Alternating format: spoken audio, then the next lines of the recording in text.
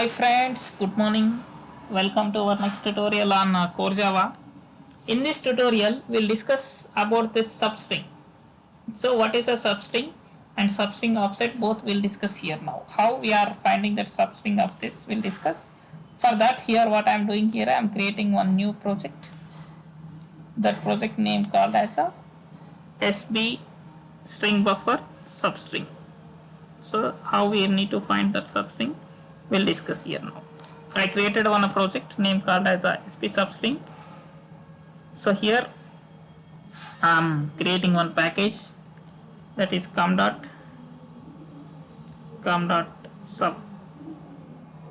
So then within this I am creating here one new class.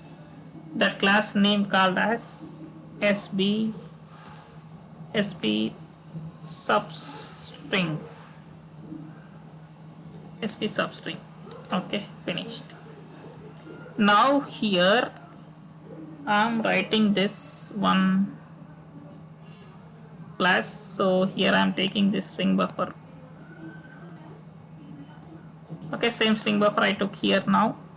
So then what should I write here now? I want to delete, I want to get some substring. So that is system dot out dot println, system dot out dot println,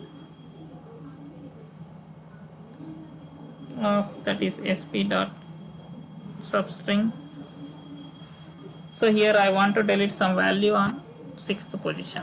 Then I am running this. Get a substring of this. See what is that 6th position? From 6th position to then 0.8 this is getting. So if I change this to 7, then what is output here now? See, 8 program. Then I want here also in between. So what is in between? How it will in between? That is system dot out dot println. So this is ln. Here sp dot substring of this, in between of some characters. So I am writing this in between of, that is here like 1 comma 6.